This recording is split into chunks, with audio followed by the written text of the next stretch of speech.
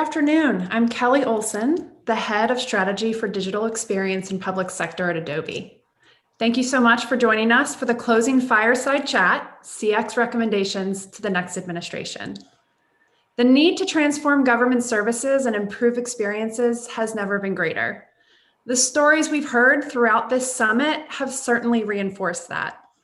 People rely on the government to deliver vital services and information that impact the quality of their lives and economic well-being. They expect to be able to interact with the government as conveniently and easily as they do with their favorite commercial brands and service providers. Delivering a customer experience that meets or exceeds expectations is essential to building trust in government and is equally vital to delivering critical outcomes. Recognizing the importance of delivering customer-centric services, a solid foundation of customer experience policies, practices, and capabilities have evolved over several administrations. The pandemic has certainly shined a spotlight on the importance and urgency of these bipartisan priorities, and we now must harness the momentum that's been sparked to accelerate, scale, and mature customer experiences across government. ACT-IAC recently convened a team of experts to conduct analysis on challenges and opportunities to provide objective recommendations for the next administration. I'm excited to introduce our speakers today. They are incredible champions of innovation and transformation in government that I've personally had the opportunity to work very closely with and learn from throughout my career. Kathy Conrad is the Director of Digital Government at Accenture Federal Services. She's a trusted leader with more than 30 years of public and private sector experience as Principal Deputy Associate Administrator at the U.S. General Services Administration's Office of Citizen Services and Innovative Technology. Kathy led development and implementation of key innovation and digital government initiatives focused on improving delivery of digital services and transforming government to be more customer-centric and data-driven. Robert Shea is the National Managing Principal for Public Policy at Thornton. Robert is a well-respected leader that has been working to improve government performance for over 25 years. As the Associate Director for the U.S. Office of Management and Budget, Robert drove the President's Performance Improvement Initiative, advised on government human capital policy and reform efforts, and led interagency collaborations of the Federal Funding, Accountability, and Transparency Act. Please welcome Kathy and Robert. Thanks, Kelly. Thank you, Kelly. Thanks a lot. So, Robert, you ready? We're having a fireside chat, so I've got my candle ready for our fire. You got one? I'm ready here. I've got my candle burning. I think it's the best we could do. We're all making do during the pandemic. You'll let me know if it starts to flame up. Will you please? Will do. So, Robert, can you tell the audience a little bit more about the presidential election project? What were some of the overarching themes? Yeah. Well, first, it was a great project. The great wisdom of Dave Winogren brought together a group of people to form the presidential election team. It consisted of, in addition to you and I, it was led by Jim Cook, Dan Chinook and I co-chaired it, Alan Balutis, Casey Coleman, Mark Foreman, Dave McClure, Richard Spires joined us in this effort, and Dave was joined by Mike Howell. It was a great team effort, began early this calendar year, but really sort of gelled in the shadow of the pandemic. And it was a terrible situation, but really did highlight some of the opportunities and challenges that the government faces in improving the experience it provides to the citizens or its customers. There's a great graphic. Well, first of all, the title of our overarching report is Delivering Outcomes and Building Trust. Trust has declined precipitously over the last several decades, and the theory behind our paper is that if you improve outcomes and the citizen experience, you can rebuild the trust Americans have in their government. There's a great graphic that really brings this all together. And on the left-hand side, it describes the government we want, or depicts the government we want, one that's customer-centric, resilient, efficient, and agile. On the right-hand side, it sort of focuses on the challenges. Where does government need to focus? On delivering the services we're going to talk about today, on transforming infrastructure and better managing risk, and then adapting to change. That gets at that agility and resiliency. And of course, in the middle captures what we need to invest in: cybersecurity, better data management, intelligent automation, improving, strengthening the workforce, and partnerships. No matter where you turn, government can't do things alone, needs to do it in partnership with the citizenry, state and local governments, and other partners to achieve what the report hopes we get to, which is delivering outcomes and rebuilding trust. Does that help? Yeah, sure does. Sure So, does. so you and I got to drill down with a group to talk about improving the citizen experience. Why don't you share with the group what that was all about?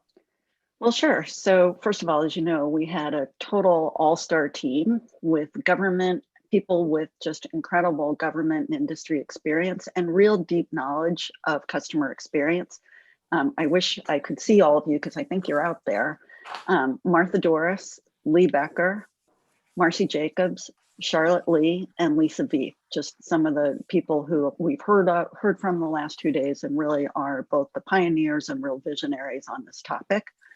We worked together really well, and we took a hard look at what's working well, what are some of the major gaps and challenges, and what's really needed to accelerate and scale customer experience. We went beyond what are the next steps that should be taken and really looked at what's needed to forge enduring change and really truly shift to customer-centric government.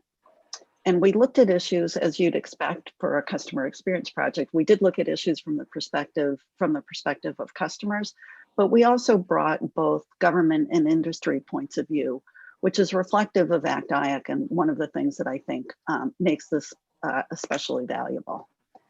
So Robert, you've been on the front lines of government management improvement objectives initiatives like this, and you've observed presidential transitions where management agendas have been sustained and in other cases where they've kind of sputtered.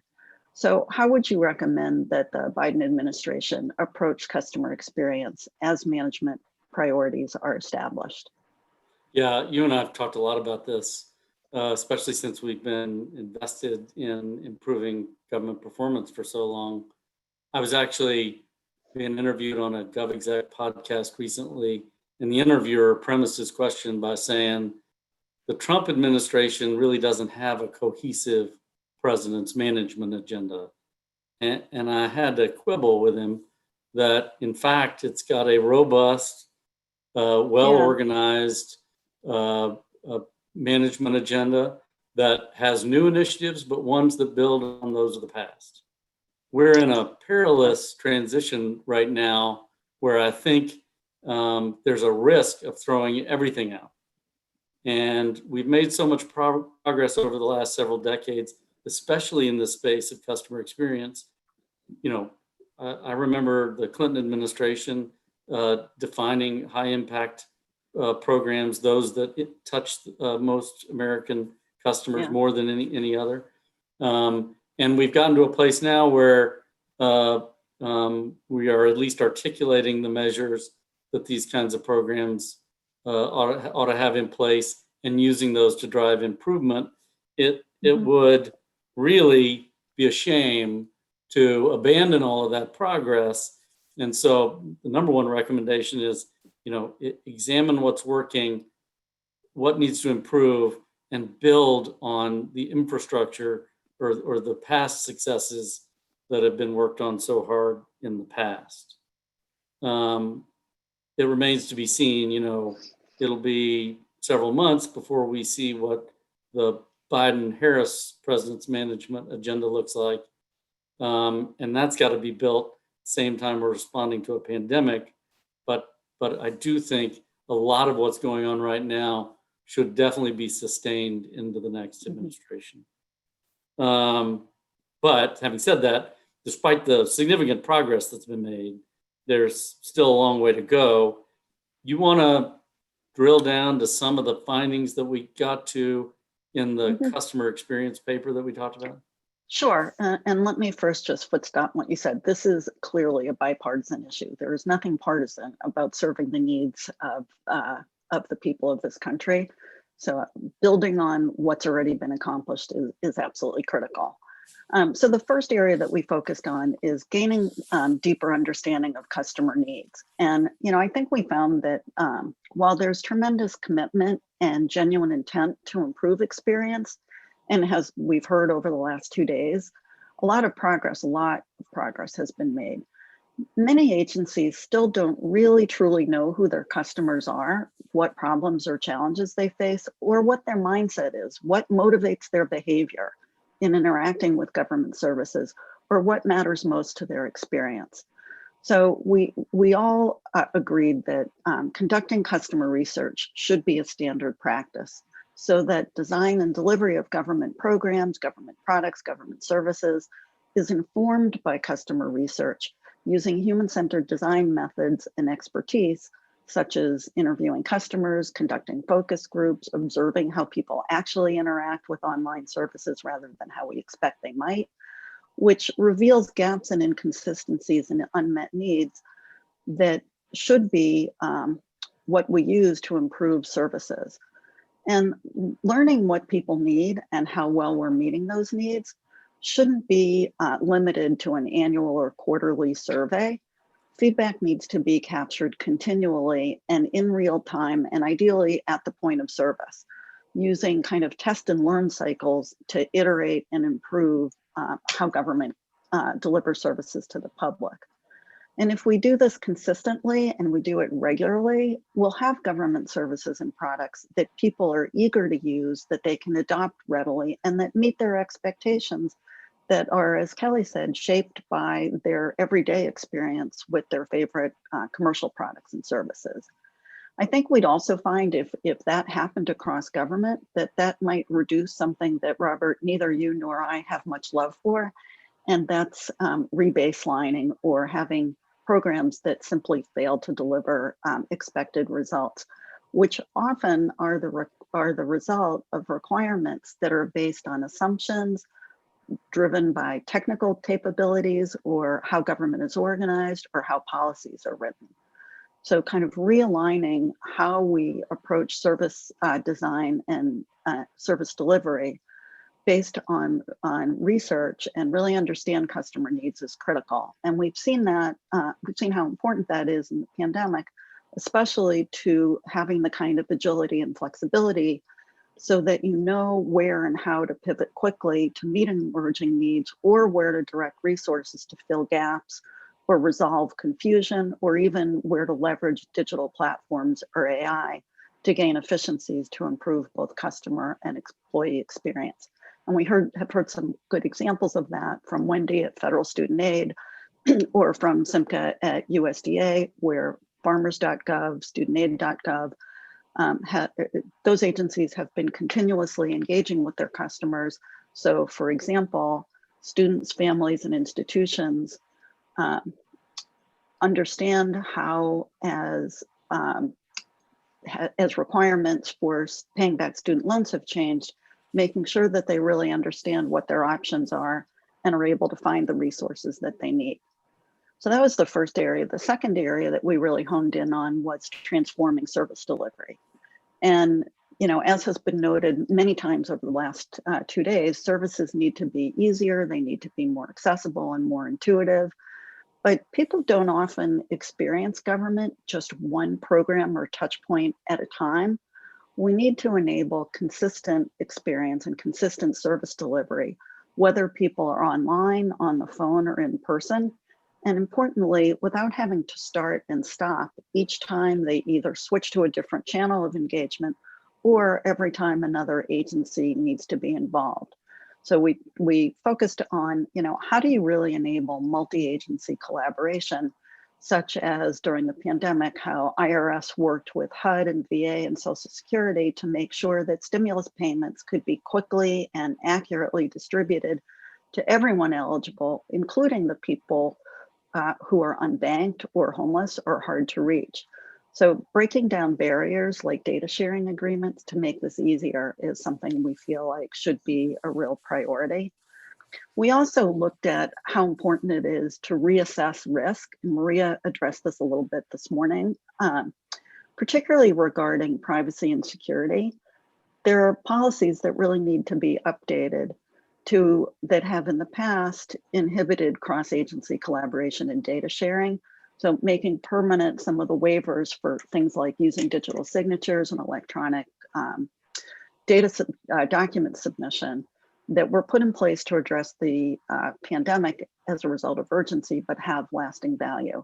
And I saw, interesting, just last night, I saw that to make make permanent, literally a life-saving policy, VA just released a final rule that allows VA healthcare providers to practice across state lines.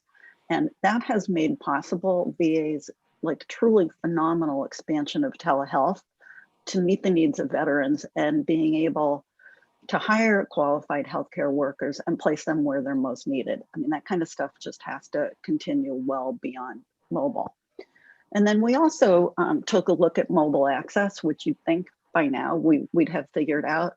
But in fact, there are still, while more than half of all traffic to public-facing websites comes from mobile devices, many are still not optimized for them. And yet there are many people, many customers of government for whom mobile devices are really the only way in which they can interact online.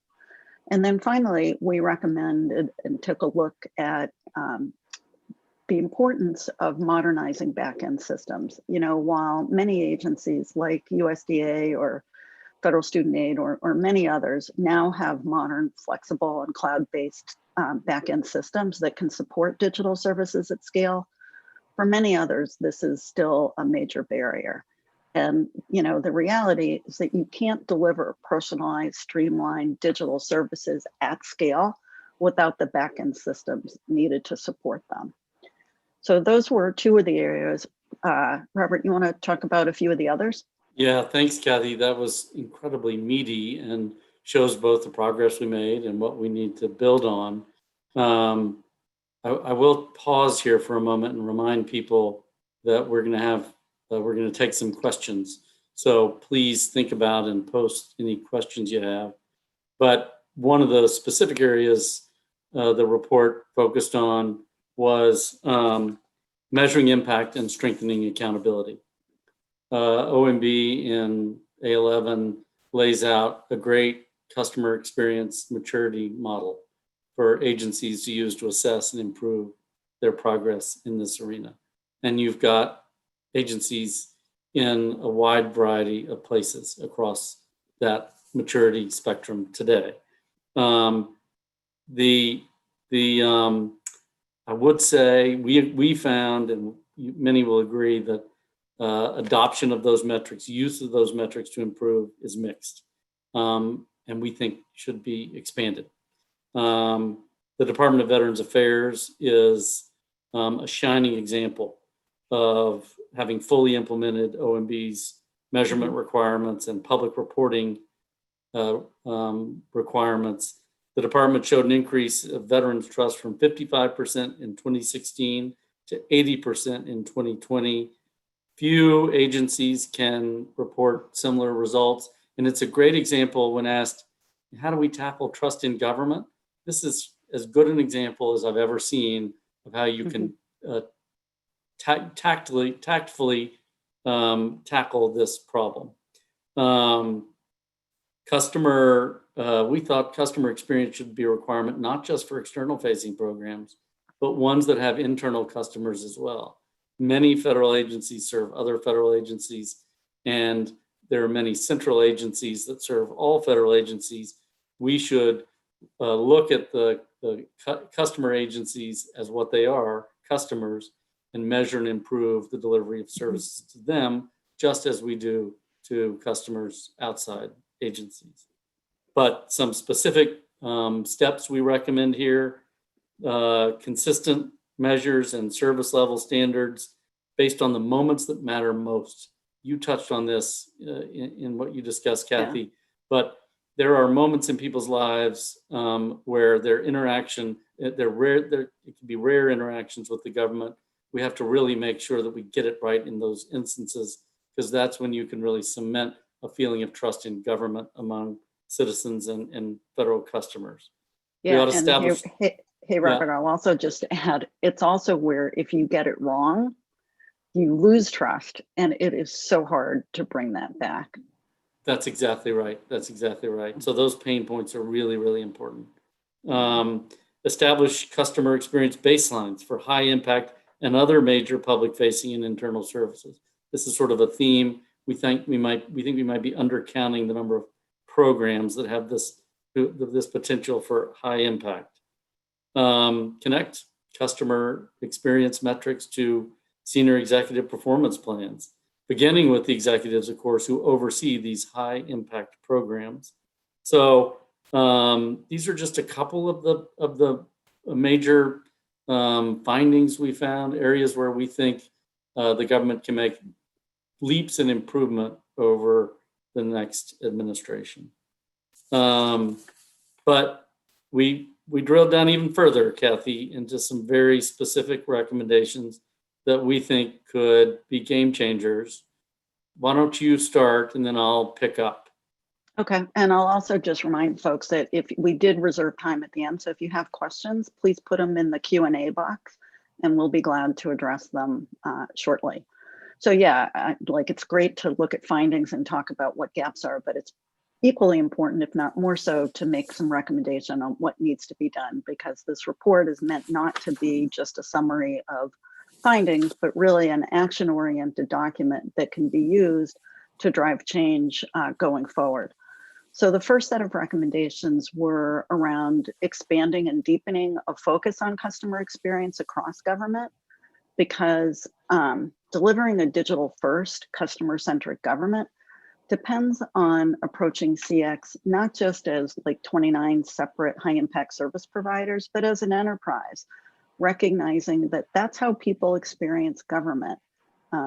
We should be broadening and refining the A11 guidance so that high-impact services are defined as, and this is going to sound really wonky, but I think it's really important that we think about how do you define a high-impact service provider, not just as an isolated service, but as the end-to-end sum, like the total help that a person receives to obtain information or use a service or comply with a regulatory requirement like paying taxes. The IRS has just completed a very robust strategy on taxpayer experience, and they're looking at taxpayer experience holistically. And as I mentioned earlier, taking into account how do they interact with other agencies and other third parties. So we should be thinking about customer experience and defining customer experience and applying implementation and budget guidance as people experience services rather than based on how we organize them. And then, as Robert said, we should also be looking at internal services. And then we also have a set of recommendations about measuring and reporting on customer experience using the A11 guidance, which, as you pointed out, Robert, is really solid. I mean, there's been excellent work done in this administration to create a very robust framework of metrics. Customer experience should be measured by all agencies, not just HISPs, and should be reported annually to OMB, and customer feedback data, that's a mouthful, should be shared with the public. That's key to building trust and accountability. The public needs to know how government is doing. And then to be able to make that feedback actionable, we recommend that agencies define a customer experience operating model or processes and governance to convert insights to measurable improvement. It's great to have the data, but if you don't share it and use it to drive change, it has limited value. And then, as Robert mentioned, we also recommend that agencies obtain and analyze customer feedback in real time and at the point of interaction, kind of those happy or not buttons or annual surveys. Those have limited use. We really need to have actionable data that helps us understand how to improve services, when to improve services, and why it matters to customers. We also recommend that agencies establish and report on service levels, as is done regularly in the commercial world, to define service expectations and commitments. So for example, like how many days will it take to process a benefit application, including when the clock starts and stops ticking, so that agencies know what they're aiming for, not just what they should be measuring, but what the targets and goals are. And then, as Robert just stated, agencies should establish a baseline and then measure and report on impact, because that's how we'll really build trust and momentum. And then finally, there are two other changes that we recommended that I think are particularly important. They're very tactical, but they will change the game. One is adding customer experience to the FITARA scorecard. I think we've seen that while people may have initially kind of scoffed a bit at the notion of the scorecard, we've seen that it does drive healthy competition among agencies. Everybody wants those good grades. And agencies really take pride in the good grades that they're now achieving. And it provides transparency that's really valuable to knowing where improvements are needed. And then similarly, we also recommend that customer experience and service level targets be included in agency priority goals for all CFO Act agencies. It's kind of putting that meat in there to make sure that there are tangible public commitments to customer experience that are measurable. Then Robert, you want to talk about the other recommendation areas? Sure, I'll tick through these pretty quickly. And I remind people our report is on the ACT-IAC website under the Presidential Transition Project webpage. So we recommended that the next administration strengthen the governance and capacity to drive customer experience improvements government-wide. And a couple of the ways we suggest that be done is ensure that the individual responsible for this government-wide has sufficient responsibility and resources to actually drive improvement across the government. We know some of the invisible levers that individuals can enjoy to get things done, not least of which is cold hard cash, but making sure that that individual is invested with sufficient authority and resources to get it done will be critical. And of course, ensuring that there's an individual at each agency with sufficient authority and resources to get it done within an agency is critically important. We resisted the temptation to add another chief to the regimen of chiefs, but let's not be vague about this. A single individual needs to be responsible for driving improvement in the customer experience at the agency if you're going to get anything done. Use the President's Management Council as a forum for sharing leading customer experience practices, and include customer experience in SES performance plans, as we've described before.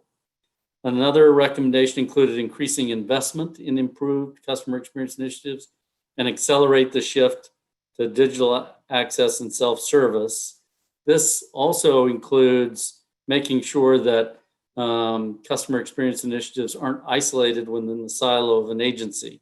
Remember that a customer's journey throughout the government rarely exists in a single program or agency silo. And so we really need to be looking at this as all of the steps in a customer's journey from agency to agency, and even within partners outside of the federal government. And then finally, as a novel way to drive innovation, we recommend a couple of pilots called Government Without Boundaries, in which you pick a few really important cross-agency journeys to really focus on identifying and solving common pain points, designing solutions that really improve this end-to-end customer experience and efficiency. So I think that wraps up our description of the report. Again, it's available on ACT-IAC's website. Really grateful for your attention, especially at the end of a good long conference. But let's open it up to some questions, shall we, Kathy? Yeah, We've got a couple of questions. Some are in the chat window and some are in the Q&A window. So we'll have to be agile ourselves and flip between them. Absolutely. We're not so the customer. One question. That's right. And some of the questions I think that came in earlier we've answered, but a question came in on by what methods do we recommend obtaining actionable data, if not surveys and buttons and surveys. Buttons and surveys. Okay, so I think there's a difference, and let me be really clear about this. There's a big difference between like a real-time transactional quick pop-up survey that current kind of modern customer experience tools can make possible, that's focused on the transaction that you've just completed doing, and a quarterly or an annual survey that's more general and that is much harder to derive actionable insight from.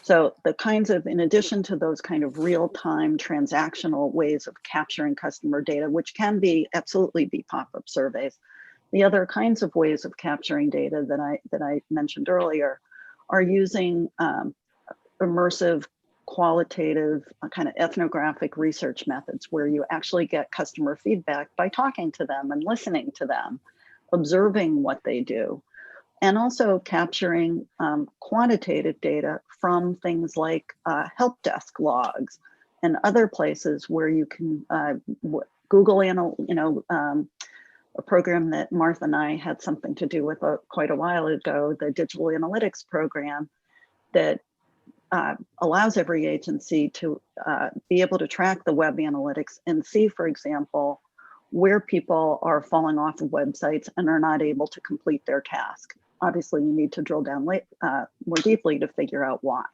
But those are some of the key areas. Let me just add one more, since I, have been so immersed in the evidence-based policymaking initiatives of the past several administrations. Behavioral insights, testing different approaches in a rigorous way so that you can almost scientifically prove what works and what doesn't, and veer towards more proven practices. You need to make sure that your tactics are easy, attractive, social, timely, in order to make sure that the people are behaving in a way that you want them to. Because remember, our customers often don't really want the service we're asking them to enjoy, like paying taxes. So to the extent you can make it easy, make it the default choice, those are some things that can take a lot of the pain out of the customer's journey.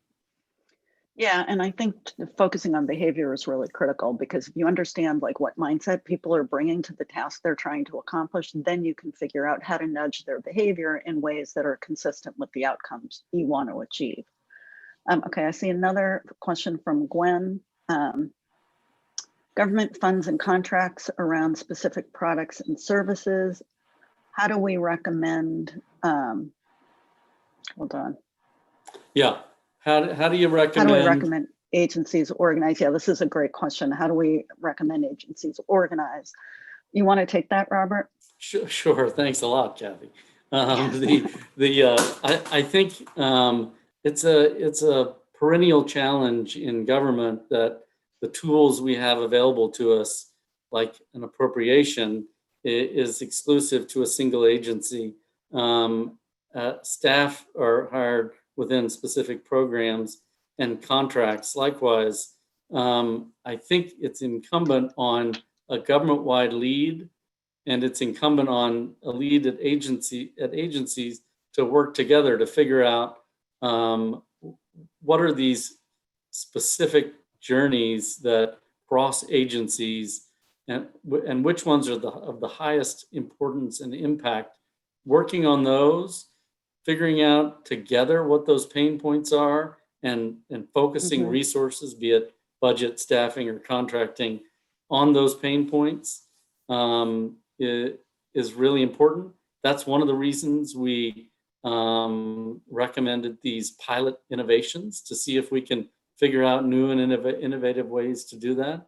There are great examples of cross-agency initiatives that have helped overcome these silos. but it is not easy, and it requires a lot of persistent effort overcoming really frustrating challenges to get there. It's a really great question. Some of our recommendations try to get at overcoming those silos, but it'll take effort. Well, and I think, Robert, you point out something that's really important. It's, and I know this from my time at GSA, it's doing something across government requires, in some cases, centralized funding, because agencies often don't have an incentive to use their scarce resources beyond their own borders. And so that's one of the reasons why we thought about doing these as a pilot, so that you could have clear kind of leadership and ownership and funding in a way that would benefit government as a whole, rather than relying on one agency to be generous with their resources and share it more broadly.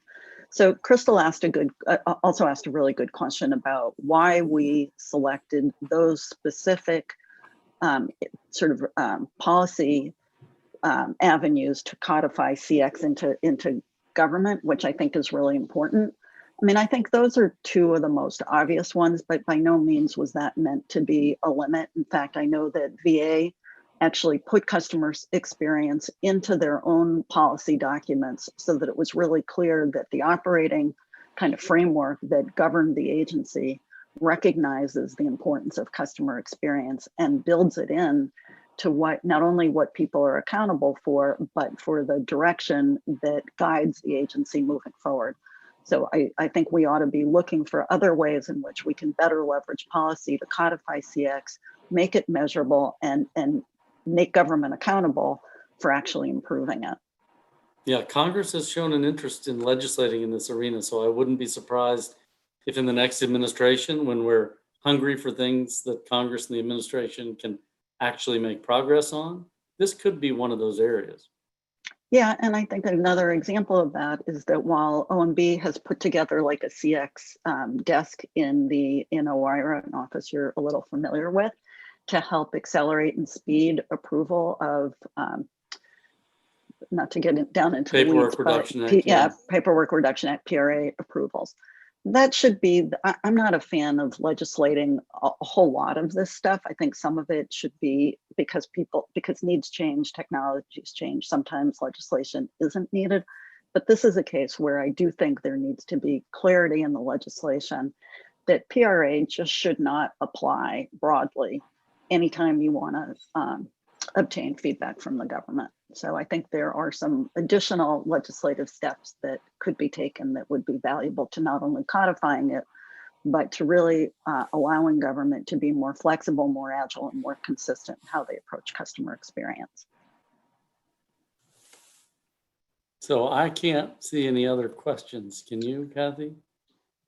I see one other question about what strategies would we recommend to build best practices for federal employees, which I think is a really important question because employee experience is so directly tied to customer experience.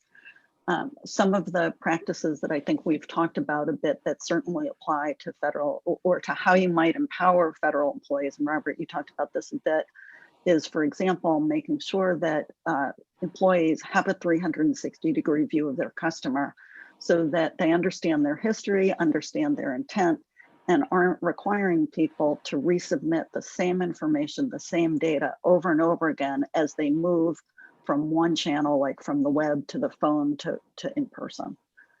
Do you want to add to that? Yeah, it's a hard thing to imagine that the hard work of improving the customer's experience will actually improve employee engagement.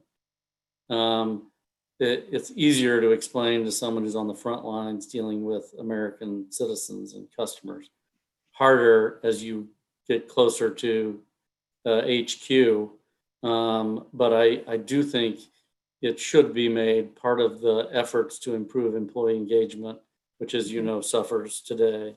If the experience of America's government's customers improves, then the engagement, the satisfaction federal employees will have with their jobs will improve at the same time. Yeah. We just have to hammer that time and time again. Yeah, I think that's true. So I think that brings us to our close. I think we're at time. We really, really appreciate everybody's time and attention, particularly over lunch on a Thursday at the end of a 2 days.